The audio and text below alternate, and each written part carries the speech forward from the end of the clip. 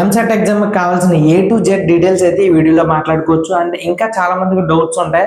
Cheat codes work out అవుతాయా, అసలు మేము ఎలా అటెంప్ట్ చేయాలి, ఇవన్నీ కూడా ఉంటాయి కదా. ఇవన్నీ కూడా ఈ వీడియోలో అయితే క్లియర్ చేసుకోవచ్చు. సో నా గురించి చెప్పాలంటే మై నేమ్ ఇస్ త్రిషాన్. నాకు ఎంసెట్ లో 77 మార్క్స్ అయితే వచ్చాయి. సో ర్యాంక్ 5K అయితే వచ్చింది. సో నా ఎగ్జామ్ లో నేను చాలా మిస్టేక్స్ చేశాను అటెంప్టింగ్ లో అయ్యి. సో ఆ మిస్టేక్స్ అయ్యి మీకు రాకుండా ఉండడానికి ఈ వీడియో అయితే ఉపయోగపడుతుంది. సో వీడియో ఎండ్ వరకు చూడండి. నేను కొన్ని టిప్స్ అయితే చెప్తాను. ఆ టిప్స్ అయితే మీ ఎగ్జామ్ లో అయితే ఇంప్లిమెంట్ అయితే చేసుకోండి. హై స్కోర్ తెచ్చుకోవడానికి యూస్ఫుల్ అవుతాయి. సో మనకి ఫస్ట్ ఎగ్జామ్ హాల్లోకి వెళ్ళడానికి కావాల్సినవి అయితే మాట్లాడుకోవచ్చు. So first hall ticket, application form, and మనం అక్కడ ఐడి ప్రూఫ్ అయితే చూపించాలి. So Aadhaar card and next 2 passport size photos. So అన్ని కూడా 2 కాపీస్ అయితే పెట్టుకోండి. మనకి సేఫ్ వచ్చేస్తాం ఇంకా ఏం టెన్షన్ లేకుండా. సో ఇవన్నీ ఉన్నాయో లేదో ఒకసారి చెక్ చేసుకోండి. సో ఇప్పుడు మీరు రివిజన్ చేస్తూ ఉంటారు కాబట్టి మనకి ఎగ్జామ్ లో ఒక 80 బిట్స్ దాకా మనకి ఈజీ బిట్స్ అయితే ఉంటాయి. అంటే మనకి ఫామ్ చేస్తే వచ్చేసి థియరీ బిట్స్ ఈ టైప్ లో ఉంటాయి. ఇవి అయితే మనం ఈజీగా అటెంప్ట్ చేయొచ్చు. సో ఇవన్నీ రావాలంటే మీరు ఫార్ములాస్ అండ్ థియరీ పార్ట్ ఇవన్నీ కూడా బాగా రివైజ్ చేయాలి. అండ్ మీకు ఒక టిప్ చెప్తాను. ఈ టిప్ అయితే మీరు యూజ్ చేయండి. మీరు ఒక చాప్టర్ రివిజన్కి వెళ్తున్నారు అనుకోండి. మీరు ఏం చేస్తారంటే ఒక పేపర్ అయితే తీసుకోండి, నీట్ గా చాప్టర్ హెడ్డింగ్ పెట్టుకోండి. ఆ చాప్టర్ కి సంబంధించిన ఫార్ములాస్ అన్ని కూడా మీరు చేసి అన్ని కూడా ఒకసారి గుర్తు తెచ్చుకొని రాయండి. మీకు ఏం గుర్తుందో అది. అండ్ నెక్స్ట్ ఇంకా కాన్సెప్ట్లు అవి కూడా మీకు అర్థమైనట్టు రాసుకోండి. అండ్ ఇప్పుడు మీరు హ్యాండ్ నోట్స్తో అయితే కంపారిజన్ చేసుకోండి. కంపారిజన్ చేసుకున్నప్పుడు మీకు ఏమైనా మిస్టేక్స్ ఉంటే చూసుకోండి. అండ్ మీరు ఎగ్జామ్లో అయితే అస్సలు మర్చిపోవడం, మీకు చాలా బాగా గుర్తుంటుంది. అండ్ నేను ప్రీవియస్ వీడియోలో చాలా వీడియోస్లో చెప్పాను, మీరు హ్యాండ్ నోట్స్ రాయండి. అండ్ హ్యాండ్ నోట్స్ రాసిన తర్వాత మీరు PYQs చేస్తారు కదా, దాంట్లో ఇంపార్టెంట్ మోడల్స్ అన్ని హ్యాండ్ నోట్స్లో రాసుకోండి. అండ్ దాని యొక్క అప్రోచ్ రాసుకోండి. అంటే ఎలా సాల్వ్ చేశారు, ఎంత తెలుగులో అన్న దేంట్లో అన్న రాసుకోండి. మీకు లాస్ట్ యూజ్ఫుల్ అవుద్దని. సో అదైతే ఇప్పుడు యూజ్ఫుల్ అవుద్ది. మీరు ఇలా రివిజన్ చేసేటప్పుడు మీరు కొన్ని ప్రాబ్లమ్స్ అవి చూసుకొని అప్రోచ్ అవి చూసుకుంటే రివిజన్ అన్నది కంప్లీట్ అవుద్ది. ఒకవేళ అలా రాసుకుంటే మీరు రివిజన్ అన్నది కంప్లీట్ చేయండి. ఒకవేళ మీరు అలా హ్యాండ్ నోట్స్ అవి రాసుకోకపోతే మీరు ఇలా పేపర్ మీద అవి చూడకుండా మీకు రాసుకున్న తర్వాత అన్ని చెక్ చేసుకొని మీరు కొన్ని ప్రాబ్లమ్స్ అయితే చేయండి. PYQs అయ్యి మీకు ఐడియా రావడానికి. సో రివిజన్ అయితే అలా కంప్లీట్ చేయండి. సో మనం ఇప్పుడు ఎగ్జామ్ హాల్కి వెళ్ళిన తర్వాత మనకి వాళ్ళే ఎలా ఓపెన్ చేయాలి అన్ని కూడా చెప్తారు. ఓకే. అండ్ నెక్స్ట్ మనకు ఒక పేపర్ అయితే ఇస్తారు, పేపర్ పెన్ అయితే ఇస్తారు.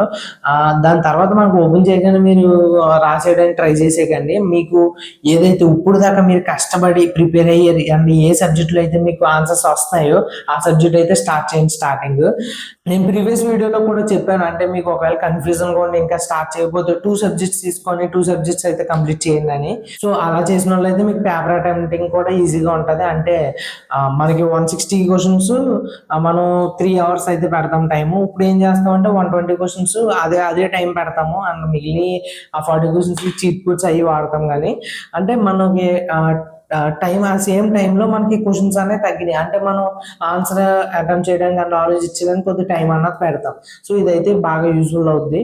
సో మీరు 3 సబ్జెక్ట్స్ చదివితే 3 సబ్జెక్ట్స్ అటెంప్ట్ చేయడానికి ట్రై చేయండి. మనం ఇప్పుడు అటెంప్ట్ చేసేటప్పుడు టైం మేనేజ్మెంట్ అన్నది మనకి కీ రోల్ ఇంకా మొత్తం. అంటే మనకి ఇప్పుడు 160 క్వశ్చన్స్ చాలా మంది చదవలేరు. కానీ మనం చదవలేనట్లులోనే మనకు వచ్చిన క్వశ్చన్స్ అవి పోతాయి. సో మనకు ఇప్పుడు స్కిప్పింగ్ అన్నది కావాలి. సో మీరు ఏమనుకుంటారంటే మ్యాథ్స్కి ఎంత టైం, ఫిజిక్స్కి ఎంత టైం, కెమిస్ట్రీకి ఎంత టైం అనుకుంటారు. కానీ ఇప్పుడు మీరు మ్యాథ్స్ బాగా చదివారు అనుకోండి, దాంట్లో మీరు అలా టైం అయిపోతుందని స్పీడ్గా చేశారు అనుకోండి, మీకు వచ్చిన కొద్దిగా మిస్ అయిపోతూ ఉంటాయి. సో మీరు ఏం చేస్తారంటే మనకి స్కిప్పింగ్ చేయడం అన్నది ఎలాగైనా చెప్తాను. ఈ టిప్ అన్నది మీరు యూజ్ చేస్తే చాలా యూస్ఫుల్ అవుద్ది. మనకు ఇప్పుడు ఒక క్వశ్చన్ చూసిన వెంటనే మనకు 4 థింగ్స్ అయితే ఐడియా రావాలి. దాని యొక్క లెసన్, ఈ క్వశ్చన్ చూసిన వెంటనే లెసన్ ఐడియా రావాలి. అండ్ దాని యొక్క కాన్సెప్ట్ అండ్ దాని యొక్క ఫార్ములా అన్న క్వశ్చన్ యొక్క అప్రోచ్, ఎలా అప్రోచ్ అవ్వాలని ఈ 4 థింగ్స్ అయితే ఐడియా రావాలి. ఇప్పుడు మీరు క్వశ్చన్ చూసినట్టు ఈ 4 థింగ్స్ అయితే ఐడియా వచ్చింది అనుకోండి, ఆ క్వశ్చన్ మీకు చేసేయండి, వచ్చేస్తుంది ఆన్సర్. ఒకవేళ మీకు 3 to 4 మినిట్స్ ఇంకా ఎక్కువ పట్టింది అనుకోండి, అప్పుడు ఇంకా నెక్స్ట్ క్వశ్చన్కి అయితే వెళ్ళిపోండి. ఇప్పుడు మీకు ఆ 4 థింగ్స్ అయితే ఐడియా రాలేదనుకోండి, అప్పుడు మీరు ఆ క్వశ్చన్ వదిలేయండి. ఇంకా సో మీరు ఇంకా స్పీడ్గా ఇంకా మీరు క్వశ్చన్ చూడటం, అది ఏ లెసన్, కాన్సెప్ట్, ఫార్ములా, అప్రోచ్ రాలేదు, ఓకే వదిలేడు. ఇంకా అలా స్పీడ్గా వెళ్ళిపోతే మీకు చాలా క్వశ్చన్స్ కూడా మీకు ఈజీగా, అంటే లాస్ట్ మీకు వచ్చిన క్వశ్చన్స్ దగ్గర కూడా మీరు వెళ్ళగలరు స్పీడ్గా. సో ఇదైతే ఇంప్లిమెంట్ చేయండి.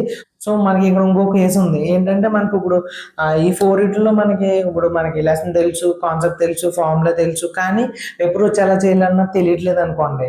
మీరు ఆ క్వశ్చన్స్ కొద్దిగా ఆలోచించండి, రాకపోతే మార్క్ యాజ్ రివ్యూ అన్నది పెట్టుకో. ఏంటంటే మనకు 160 బిట్స్ అయిపోయిన తర్వాత ఈ బిట్స్ అనేవి వస్తాయి. ఇప్పుడు మనకి ఇది పెట్టలేదు అనుకోండి, మనకు కావాల్సిన చేద్దాం అనుకునే బిట్స్ ఎత్తుకోవడానికి టైం సరిపోదు.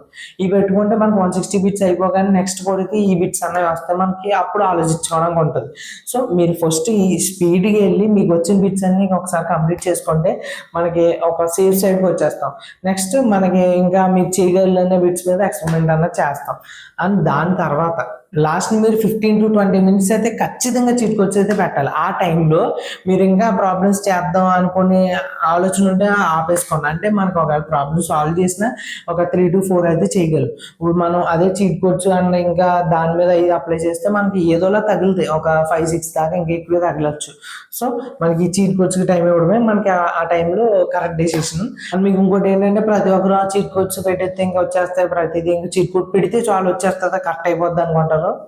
అదైతే తప్పు. అంటే చీట్ కోడ్స్ ఎందుకు వాడతామంటే మనం అనుకోకుండా పెట్టి దాని యొక్క ప్రాబిలిటీ పెంచడానికి వాడుకుంటాం. ఓకేనా, మనకి ఛాన్సెస్ అంటే కరెక్ట్ అవ్వడానికి ఛాన్సెస్ పెరగడానికి ఆ చీట్ కోడ్స్ అనే వాడతాం. అదే మీరు చీట్ కోడ్స్ లో పెడితే కరెక్ట్ అయిపోద్ది అన్నది అయితే తప్పు. సో నాకు వీడియో చేయడానికి కుదరలేదు నాకు ఈ PYQs కి.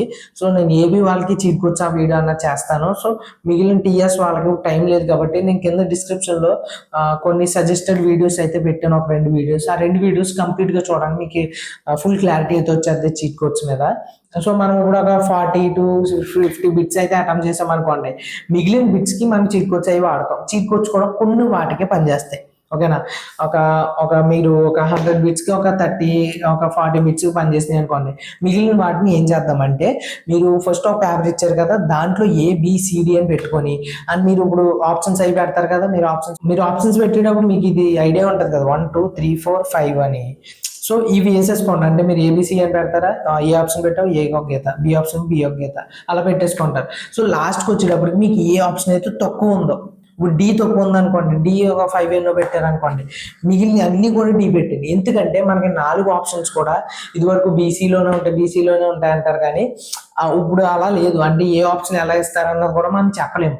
ప్రతి ఆప్షన్ కూడా మనకి రేంజ్ అన్నది 35, ఒకవేళ ఎక్కువ అయితే 45, అంతే. ఆ మిడ్ రేంజ్ లోనే తిరుగుతూ ఉంటాయి.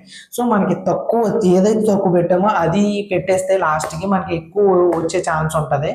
సో అందరూ కూడా ఈ అయితే ఖచ్చితంగా ఫాలో అవ్వండి, మనకి లాస్ట్ ఎక్కువ స్కోర్ చేయడానికి స్కోప్ ఉంటది. సో మనకి ఏ ఒక్క మార్క్ మనకి చేంజ్ వచ్చినా డిఫరెన్స్ వచ్చినా చాలా ర్యాంక్ అన్నది మనకి డిఫరెన్స్ ఉంటది.